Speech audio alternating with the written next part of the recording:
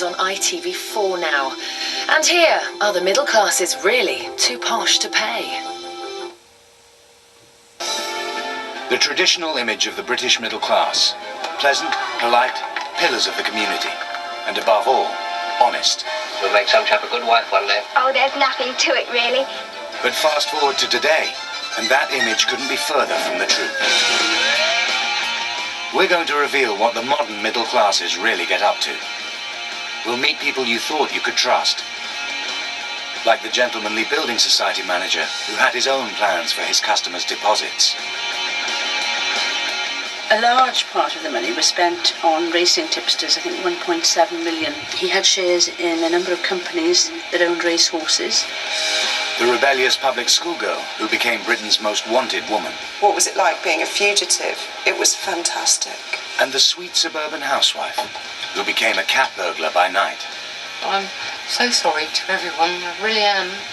For the law-breaking middle classes, Judgment Day has arrived.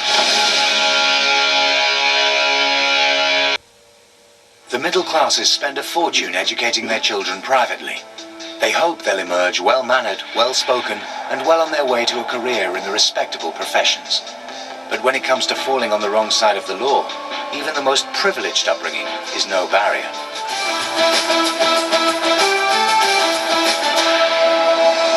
Now, she was the young woman with everything: money, brains, good looks and a first-class education. But today, a dramatic fall from grace. She's gone on the run with a pilot known as the Baron after trying to fake her own death. Can you help track her down? The woman police were hunting was ex-public schoolgirl Fiona Mont. Fiona was born into an upper-middle-class family, listed in Posh people's Bible, Debrett's. Her mother was a senior figure in the local Conservative Party. She was accused of being part of a huge fraud involving stolen computer equipment, where suppliers and customers had been ripped off to the tune of hundreds of thousands of pounds. Fiona was interviewed by police and released on bail pending formal charges. But then her story took a dramatic turn. Rather than face being charged, she went on the run.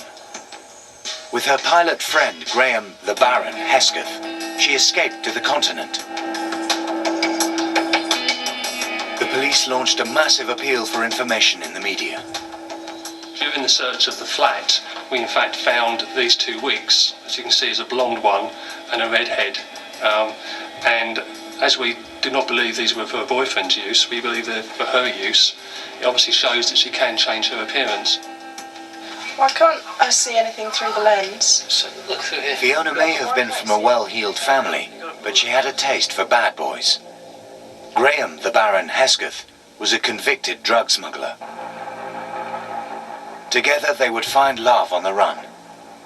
This footage is the personal record of their escapades. Where do you reckon we are now? Antwerp. Much of their time in Europe was spent worrying about being spotted and recognised. If there was somebody that you didn't like who was after you, would you feel safe in this house? With all those big windows and, oh hello, I can see you, you live in a goldfish bowl. All I have to do is smash the side to get to you. If they locked the door at the front, you could get out the back, but they'd see you go out the back, couldn't they? Through windows. Back in Britain, the police were making little progress with their search. Their two fugitives always seemed to be one step ahead. We went to search two commercial containers. We expected them to be full of property, computers, laptops and furniture. When we got there, they were in fact empty. And these two items were the only thing that we could find in there, which was two smiley faces. Obviously somebody's got a sense of humour. But life on the run could only last for so long. Speaking for the first time since her arrest, Fiona tells us about life inside a Spanish jail. The blankets were alive with lice. I could feel them crawling all over my face. And the place was just like a lunatic asylum.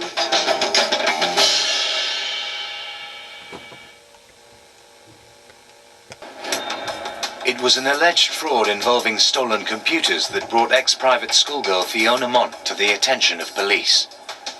After detectives pulled her in for questioning, she went on the run and fled abroad. Fiona has never told her story before, but we tracked her down, and tonight she breaks her silence for the first time. Lots of people along the way have said, what was it like being a fugitive? It was fantastic.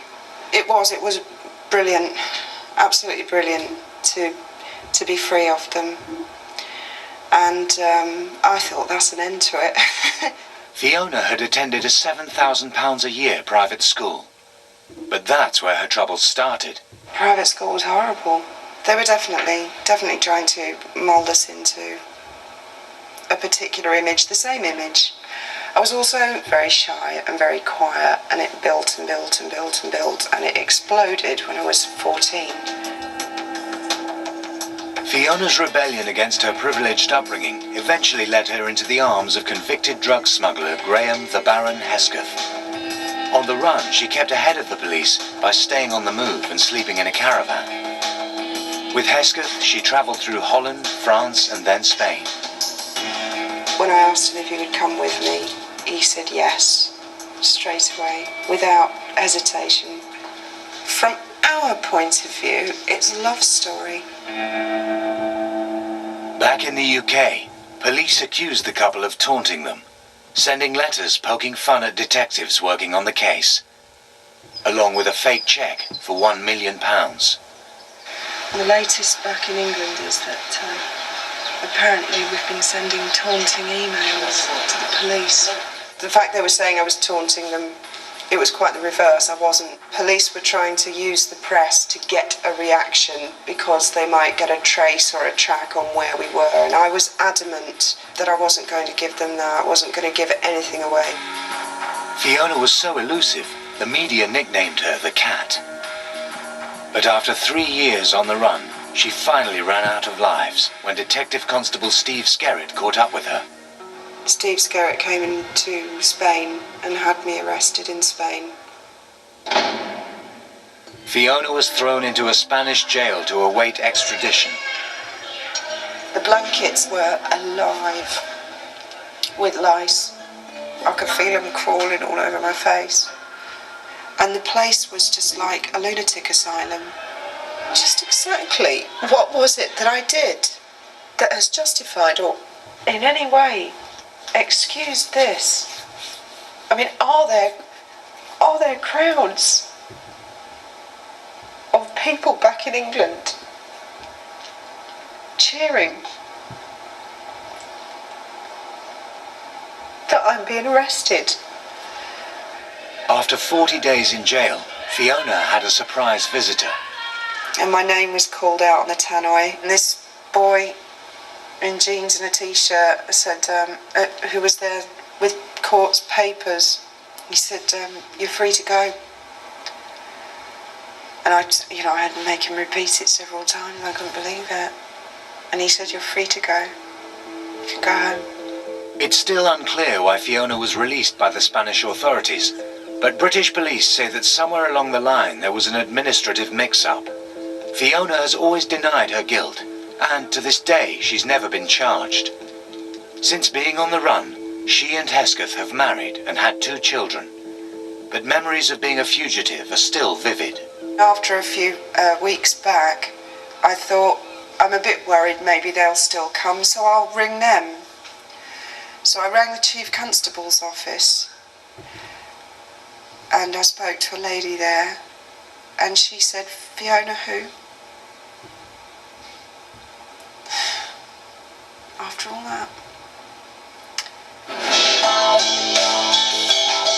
Stories like Fiona's may grab the headlines, but millions of cases of middle-class dishonesty go unreported, and they cost the country billions of pounds each year.